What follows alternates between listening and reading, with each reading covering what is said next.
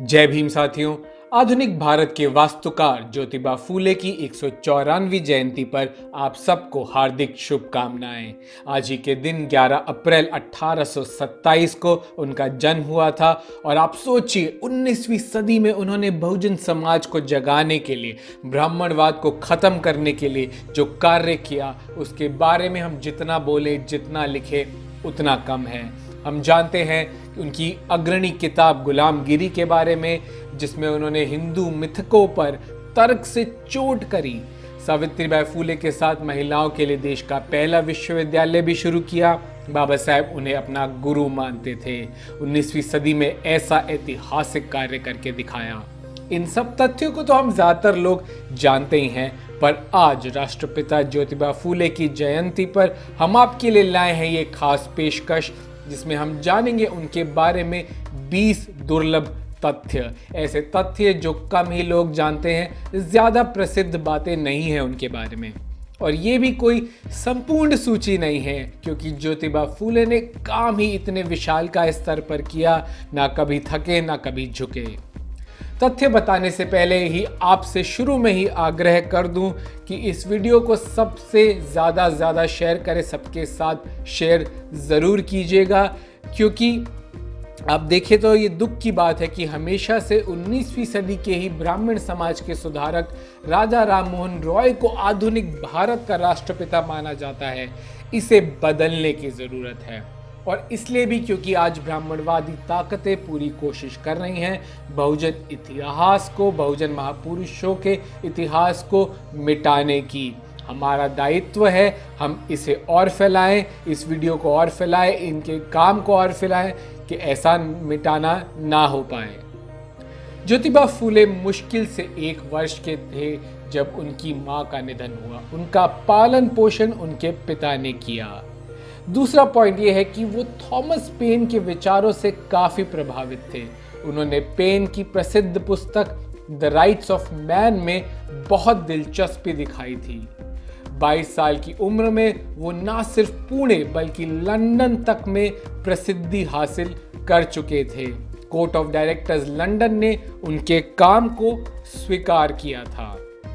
ज्योतिबा फूले ने ब्रिटिश सरकार द्वारा दक्षिणा में ब्राह्मणों को दिए जाने वाले धन की प्रथा का विरोध किया था। 1848-49 में दक्षिणा में दी जाने वाली राशि 4000 रुपए के आसपास थी।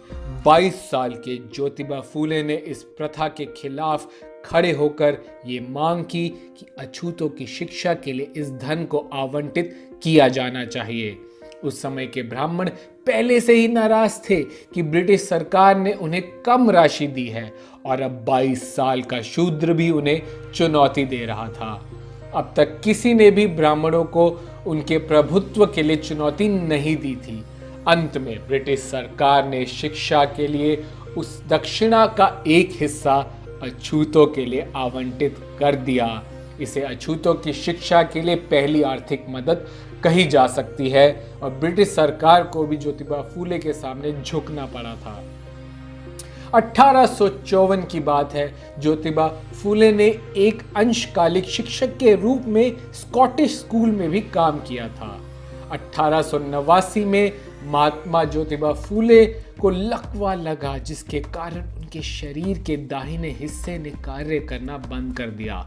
लेकिन दलितों के प्रति ज्योतिबा फूले का समर्पण इतना मजबूत था कि उन्होंने अपने बाएं हाथ से कड़ी मेहनत करके सार्वजनिक सत्य धर्म पुस्तक किताब को पूरा किया। ऐसी कर्मनिष्ठा थी उनकी बहुजन समाज के लिए।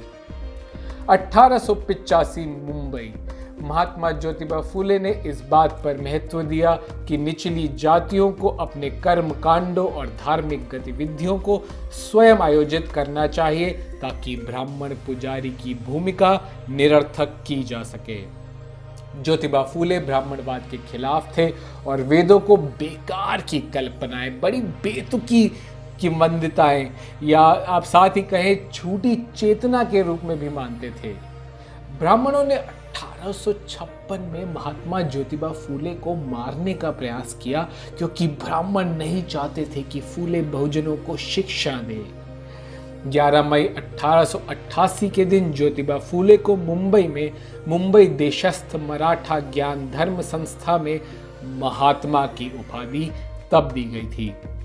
5 फरवरी 1852 महात्मा ज्योतिबा फूले ने अपने शिक्षण संस्थानों के लिए सरकार से आर्थिक सहायता की फिर मांग करी थी। ऐसे समय में जब अछूतों की छाया को अपवित्र माना जाता था, जब लोग प्यासे अछूतों को पानी देने के लिए तैयार नहीं होते थे, अछूतों के उपयोग के लिए सावित्रीबाई फूले और महात्मा ज्योतिबा फूले ने अपने घर में कुआं खुलवा दिया। अब 28 जनवरी 1853 फूले दंपति द्वारा भारत के पहले शिशु निषेध घर की शुरुआत भी करी गई थी। 1863 में ज्योतिबा फूले और सावित्रीबाई फूले ने पहला अनाथालय शुरू किया, जहां उन गर्भवती विधवाओं को संरक्षण दिया गया जो समाज में दमित थी। 24 सितंबर 1873 को ज्योतिबा फूले ने अपने अनुयायियों और प्रशंसकों की एक बैठक बुलाई, जहां सत्य शोधक समाज society of seekers of truth का गठन करने का निर्णय लिया गया। इसके पहले अध्यक्ष और कोषाध्यक्ष खुद ज्योतिबा फूले बने। 16 नवंबर 1852 को मेजर कैंडी ने ज्योतिबा फूले को शिक्षा के क्षेत्र में उनके योगदान के लिए सम्मानित किया। शराब की व्यापक खपत को गंभीरता से लेते हुए 18 जुलाई 1880 को महात्मा ज्योतिबा फूले ने पुणे नगर पालिका की कार्य समिति के अध्यक्ष प्लंकेट को एक पत्र लिखा। जब सरकार ने शराब की दुकानों के लिए अधिक लाइसेंस देना शुरू कर दिया तो ज्योतिबा ने इस कदम की निंदा की, क्योंकि उनका मानना था कि शराब की लत कई गरीब परिवारों को बर्बाद कर देगी। महात्मा ज्योतिबा फूले प्रेस की स्वतंत्रता के लिए भी सामने आए थे। 30 नवंबर 1880 को पूना नगर पालिका के अध्यक्ष ने भारत के गवर्नर जनरल, उस समय के गवर्नर जनरल लॉर्ड लिट्टन की यात्रा के अवसर पर सदस्यों से 1,000 रुपए खर्च करने के अपने प्रस्ताव को मंजूरी देने का अनुरोध किया। अधिकारी उनकी पूना यात्रा के दौरान उन्हें एक संबोधन देना चाहते थे। लिट्टन ने एक अधिनियम पारित किया था जिसके परिणाम स्वरूप प्रेस की स्वतंत्रता को नुकसान पहुंचा था। सत्यशोधक समाज के अंग दीन बंधु ने प्रेस की स्वतंत्रता के अधिकार पर प्रतिबंध का विरोध किया। ज्योतिबा को लिट्टन जैसे अतिथि के सम्मान में करदाताओं का पैसा खर्च करने का विचार बिल्कुल पसंद नहीं आया था। उन्होंने साहस पूर्वक सुझाव दिया था कि राशि पूना में गरीब लोगों की शिक्षा पर बहुत अच्छी तरह से खर्च की जा सकती है। वो पूना नगर पालिका के सभी 32 मनोनीत सदस्यों में से एकमात्र सदस्य थे, 32 में से एक, जिन्होंने आधिकारिक प्रस्ताव के खिलाफ मतदान किया। अब ब्रिटिश शाही परिवार को भी 19वीं सदी में उन्होंने चुनौती दी। एक और घटना से गरीब किसान के लिए उनके लगाव और ग्रामीण क्षेत्र में किसानों के कष्टों के लिए ब्रिटिश शाही परिवार के एक सदस्य का ध्यान आकर्षित करने में उनके साहस को दिखाता है।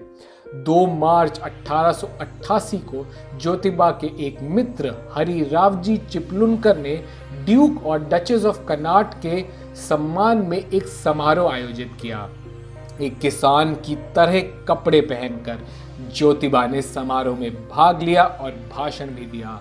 उन्होंने उन अमीर आमंत्रितों पर टिप्पणी की जो हीरे जड़ित आभूषण पहनकर अपनी संपत्ति का प्रदर्शन कर रहे थे, और आने वाले गणमान्य लोगों को चेतावनी दी कि जो लोग वहां एकत्र हुए थे वो भारत के प्रतिनिधित्व नहीं करते थे।